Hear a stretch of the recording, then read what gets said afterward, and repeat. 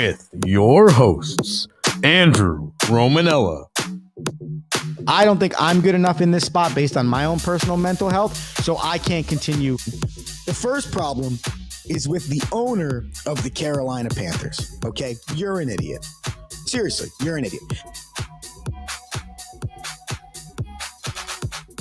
What's going on, everybody? Welcome into another edition of The Rome Show here on 12ouncesports.com and Dingo TV channel 217. I am your host, Andrew Romanella. I have you until about 7:30 this morning or so, and we have so much to dive into, including, ladies and gentlemen, the New York Metropolitans are headed to the National League Championship Series.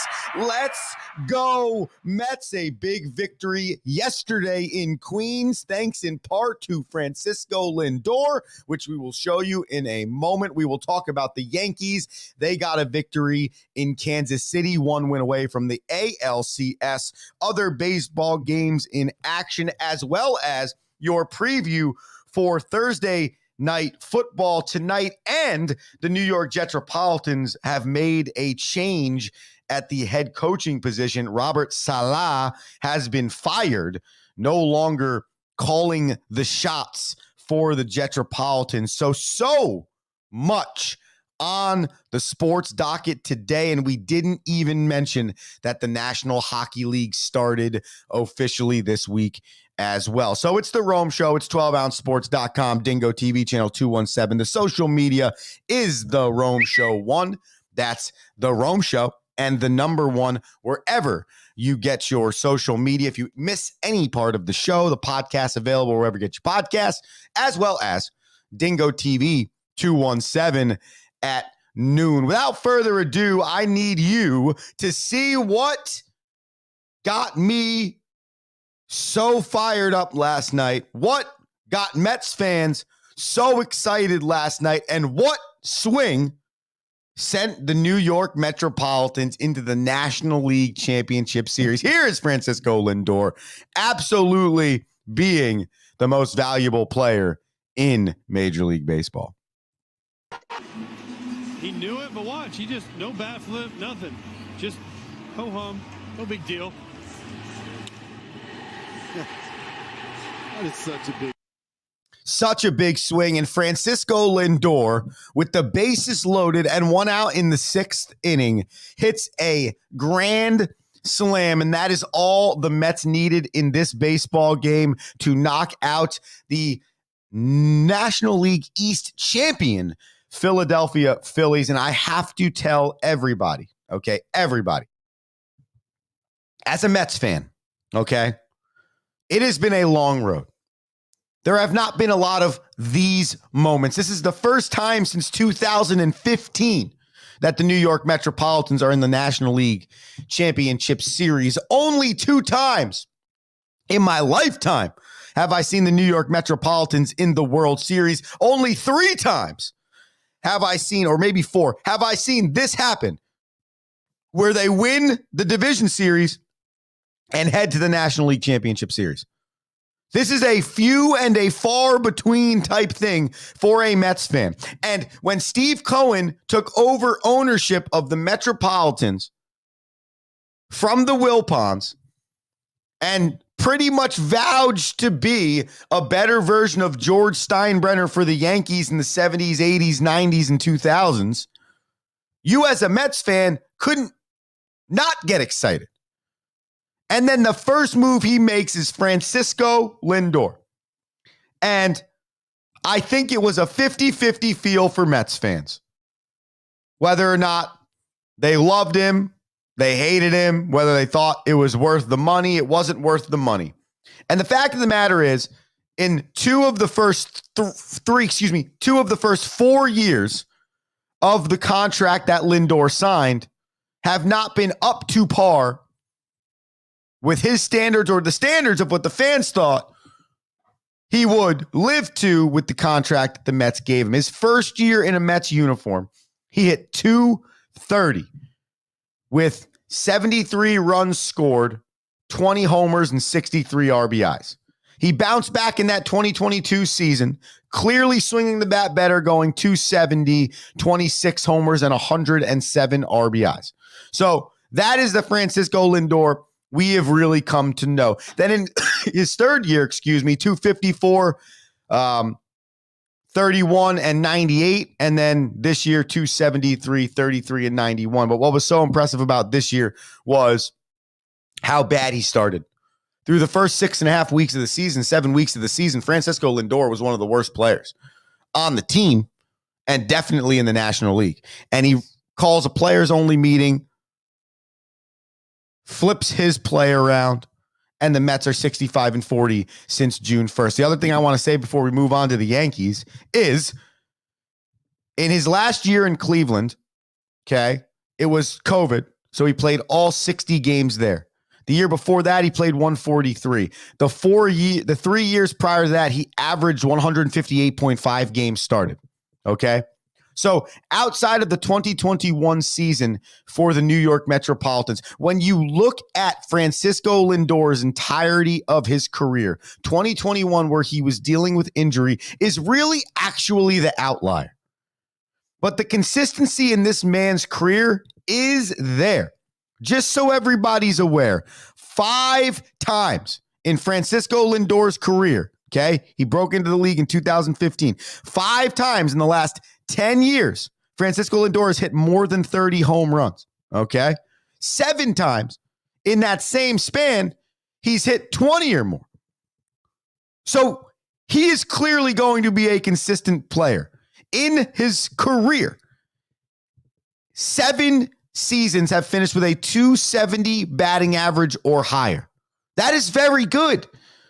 He has driven in over 90 runs 4 times in his career, over 100 one time.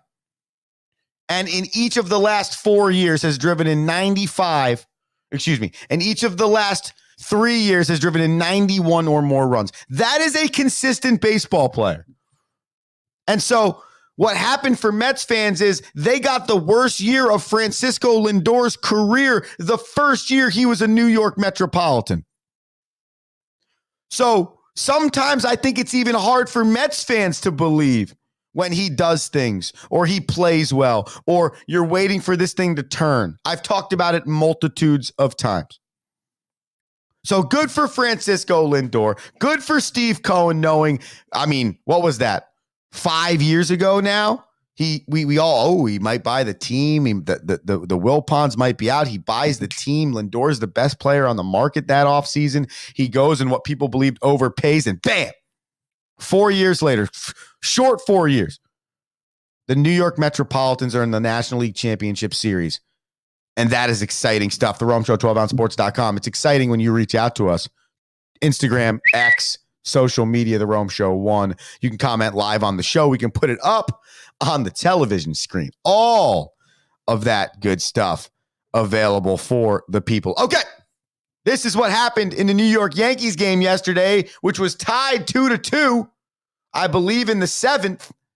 And Giancarlo Stanton, yeah, you heard that right. Giancarlo Stanton does the damage for the Yankees.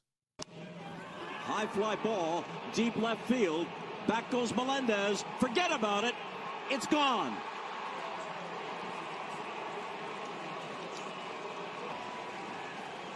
That was the 3rd spinning breaking ball in a row from Bubic. And Stanton measured. Stanton did measure one. That was a beautiful swing from Giancarlo Stanton, who had arguably one of his best games last night as a New York Yankee. Obviously comes up with the huge homer to win the game for the Yankees, but he went 3 for 5 with 2 RBIs last night for the Yanks. And there was video surfacing of him pregame working with bench coach to get the swing right. And I'll tell you what, he's 4 for his last 9 at the dish with 3 RBIs, a homer, and even stole a base yesterday. Yeah, that's right. Stole a base. That's how locked in he is for the Yankees. So the Yankees, they moved to 2-1 in that series, and now they will play in Kansas City game number 4. That game is tonight. Garrett Cole's on the hill for the Yankees, and Michael Wacha on the hill for the Royals. So they will play tonight in Kansas City on TBS to see who heads to the ALCS. The other series in the American League, the Tigers have shut the Indians out in 2 straight games, 18 straight innings of the Indians. Wow. Oh, my God. Do not cancel me. I am sorry. The Guardians. It's still tough. Like you spend 28 years with a team being like one name. They have 3 movies made after them. It's just like, it's tough. The Tigers have held the Guardians. The Tigers have guarded home plate against the Guardians. And I make myself laugh, and kept them to 0 runs. So now they have a 2-1 series lead in Detroit tonight. I believe on the hill is Tanner Bebe for Cleveland. I can't find anything, including looking right now, for the Tigers. So we will see what the move is there. They might go with the Dodgers plan last night. Dodgers won 8-0 last night. And they pitched 8 different pitchers. It was like a bullpen day. No one pitched more than like an inning, maybe an inning and a third. And they shut the Padres out. So that was really impressive for the Dodgers. And they go home for a game 5 against San Diego. I believe that game will be played on Saturday. You're listening to The Rome Show, 12ouncesports.com, Dingo TV channel 217, The Rome Show 1, Instagram, X, Facebook, and TikTok. Let's shift our sights to the National Football League over the weekend. Excuse me, I lied to you. Over the one-day Rome Show live break, which I guess is kind of like a weekend. The New York Jets have fired Robert Saleh, okay? And I think this is a move that we all believe has been coming, whether it was at the end of last year. However, people kept giving him a pass because Aaron Rodgers tore the Achilles. Then if it was at the maybe, all right, well, we'll go through this season. Let's see what happens. And then if it's good, he probably stays. And it's obvious because we're all happy. But if it's not exactly what we think it should be, which is probably too lofty of expectations for the ball club, but that's neither here nor there. And then you come out and you start 2-5, and something has to be done.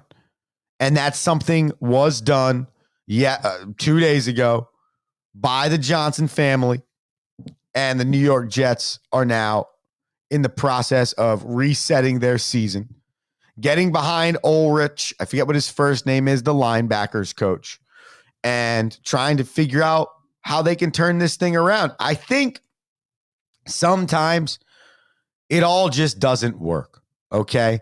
And when you have a guy like Aaron Rodgers, and that might sound like a stupid, simple statement, but it's true. You got a guy like Aaron Rodgers, heavy personality, that's on the Pat McAfee show each week, has clear opinions.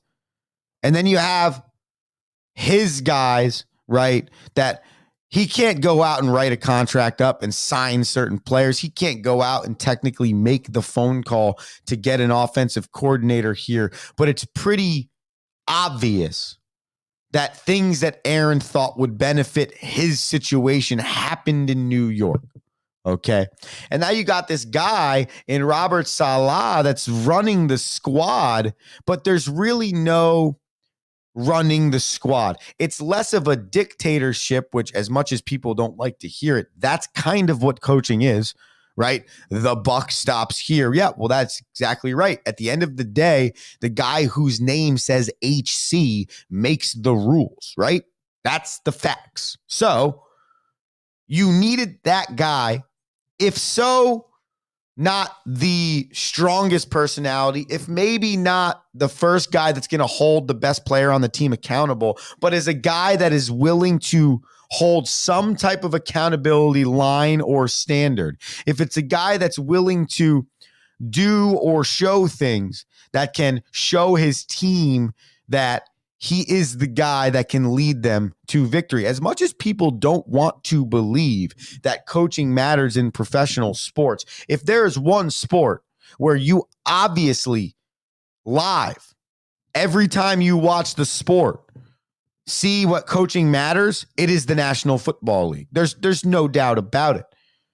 You can see adjustments not being made. You can see poor schemes. You can see bad offensive or defensive play calling. You can see bad coaching. And yeah, a lot of it's on the players. You could also see bad scouting. You could see bad drafting in those same scenarios. But there is no sport greater than football where the coach in the professional levels has a direct effect on the player. So whether you have Tom Brady, Aaron Rodgers, Joe Montana, Dan Marino, Troy Aikman, you could have any of those quarterbacks. If you don't have the right coach, if you don't have the right system, if you don't have the right environment, it's impossible for that situation to succeed. And that's what the Jets ran into. Robert Saleh might be a great defensive mind. He might be the next Tony Spagnuolo. What's his name? The defensive coordinator for the Kansas City Chiefs, Steve Spagnuolo. He might be that guy. Phenomenal defensive coordinator. Phenomenal. Every time he got a head coaching job, it just was a little off. Wasn't good enough. 2, 3, 4 years, next job. Now he's been in Kansas City for 6 as the DC, and it's clear and obvious that his highest level of greatness as a coach in the National Football League is defensive coordinator. He might have a chance to head coach, but his tool set and his toolbox will not be at its greatest when he's in the HC position. It will be as the defensive coordinator. And I think the same reigns true for Robert Saleh. Or he needs to be the coach of the Carolina Panthers right now, where he can just motivate them off of excitement and bring vibes and run stadium stairs with them and not make any adjustments on offense during the halftime and mismanage the clock, right? Like, this was not the team for a first-time coach, so be it his 4th season with the club, to be leading the charge. And that is exactly what happened here in New York. So we'll see. I know a lot of rumors are going to probably spread about Bill Belichick. If I'm the Jetropolitans, why wouldn't I call him? I mean, how much fun would that be? Hey, Bill, why don't you come to New York? Let's talk. We're not going to guarantee anything, but maybe this would be a good little swan song for you. Tom Brady went to Tampa Bay and won a Super Bowl. Why don't you come to New York and win a Super Bowl? Wow. Wouldn't that stick it to Robert Kraft, Tom Brady, and all the Patriots people that were good on your tenure being over? When you look at it now and say, maybe it wasn't just Robert Kraft's fault. Bill Belichick's fault. Either way, New York Jetropolitans moving forward without Robert Saleh. We have 11 weeks, ladies and gentlemen, to dissect what we think they're going to do at head coach. And boy, am I excited about it. I hope you're excited about the Rome Show here, 12ouncesports.com, Dingo TV, channel 217. We're going to take a quick commercial break. After we get back from that commercial break, we are going to talk Thursday night football with the people, because it's Thursday and the 49ers are traveling to Seattle to face the NFC West leading Seahawks. Yeah, you heard that correctly, and you're hearing it on the Rome Show, 12 Ounce Sports. Need tickets to that next event? Well, at 12 Ounce Sports, we've got them with soccer anywhere in the world. Tickets to any venue, any sport. Want to go to NCAA or NFL football matches? We've got them. Yeah. Baseball at every level. Every Power 5 matchup is available. Don't forget, costumes and paint are optional. What's that? You want to go to Broadway? We have those too. Want to jam out? Every concert, every artist. That's right, at 12 Ounce Sports, we've got the tickets for less. 12ozsports.com/tickets. That's 12ouncesports.com/tickets.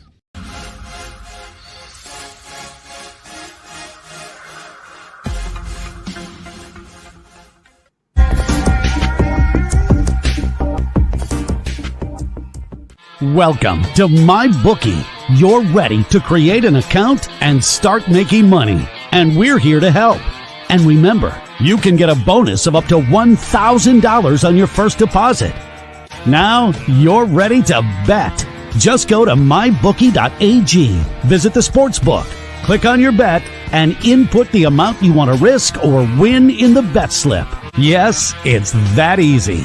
Just remember, at MyBookie, you play, you win, you get paid.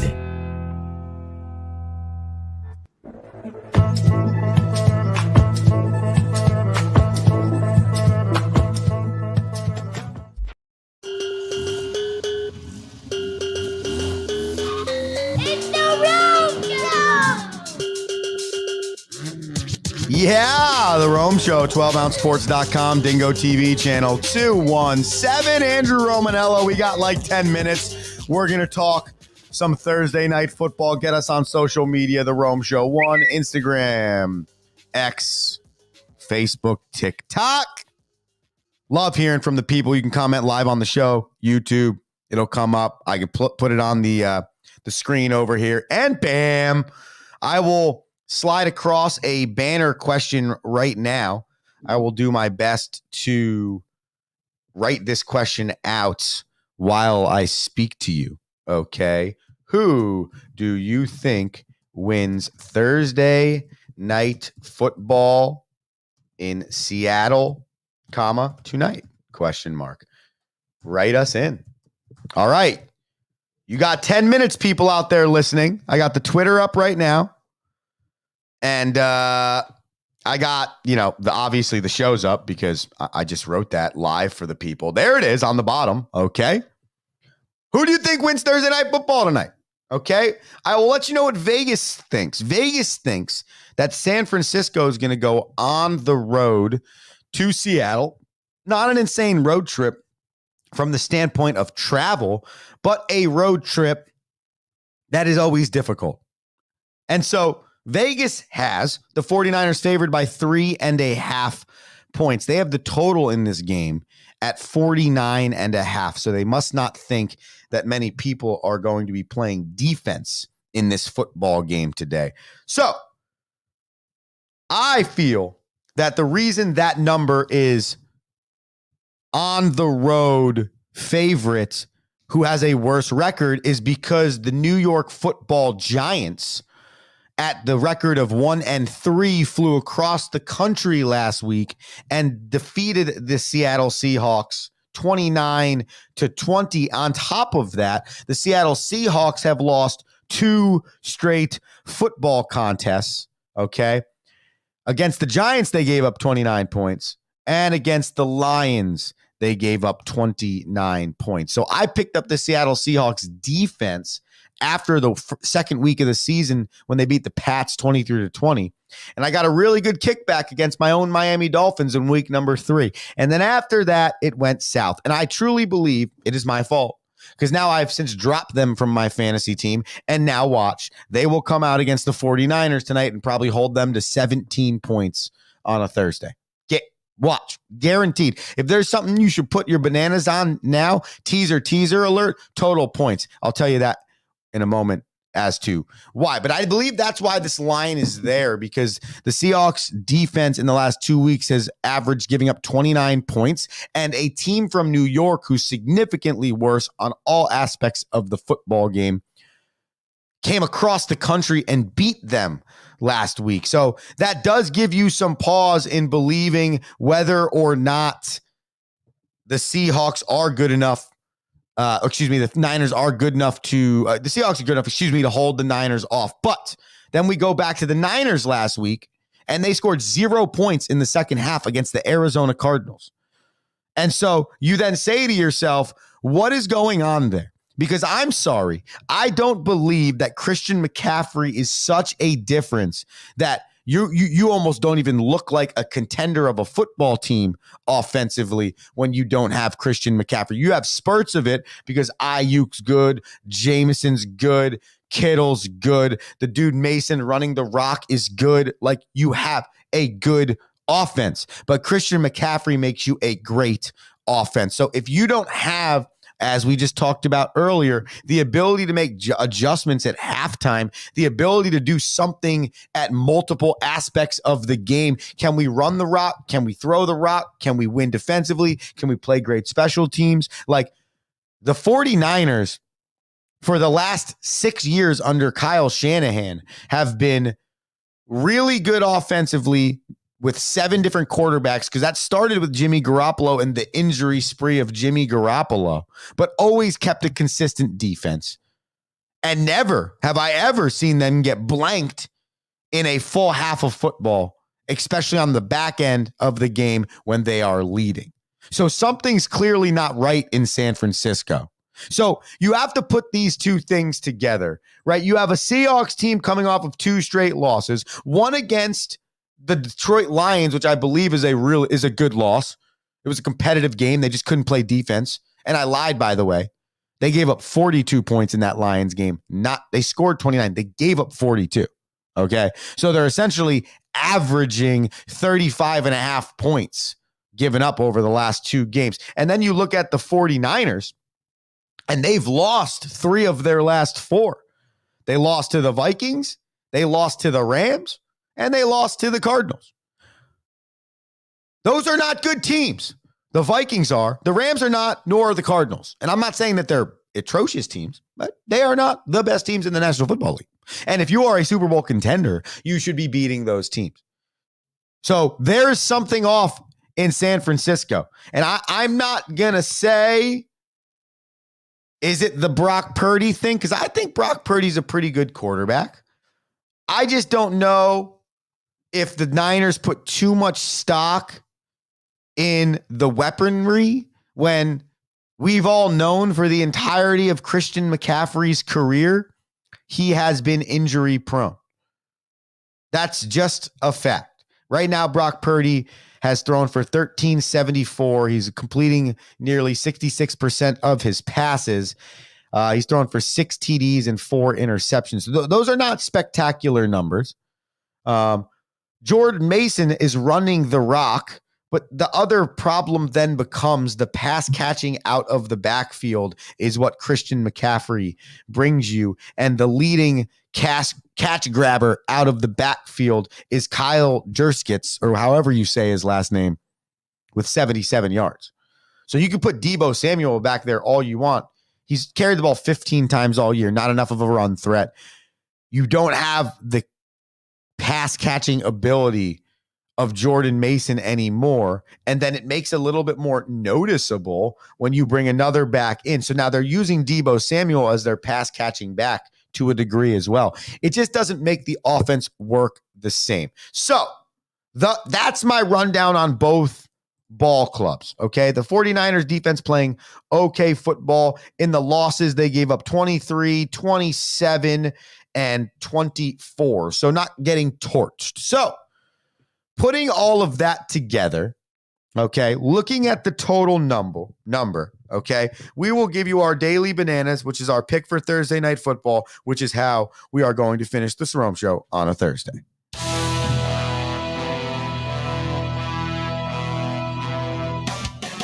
All right, here we go. Get your money out. We're headed to ShopRite. We're trying to figure out how many bananas we want on our bushel. The total is 49.5. Give me the under. I'm not going to say that this thing is going to be 17-13, but I also don't think it's going to be 30-25. It is tough to play in Seattle. It's tough to go on the road into Seattle, no matter who's beat them recently. And on top of that, it's also tough for the Seattle, for Seattle and San Francisco to play on a Thursday. That's just the fact. So give me the under at 49.5. And you know what, ladies and gentlemen? I'm going to take the Seahawks at the +3.5. You might say, why, Andrew? And I'm going to tell you, because I fully don't trust this 49ers team. And it feels like that moment right now where the 49ers are going through that, man, this feels like rock bottom moment. And I don't know if on a short week after a bad loss to Arizona, they're going to be able to give you that immediate bounce back again, because I don't fully trust in this team. I want to go to Deebo Samuel receiving and rushing tonight. That's who I'm going to take if I'm anybody. Give me that prop. If he sits anywhere in the 80 to 90 yard range, give me the over, because I think they're going to feed him the rock, or even take your teaser there. Those are my 3 daily bananas. And that, ladies and gentlemen, has been the Rome Show. 12ouncesports.com, Dingo TV channel 217. Hey, we'll be back tomorrow, 7 a.m. Until then, be electric and have a great day. Andrew Romanella saying, peace. Thank you for listening.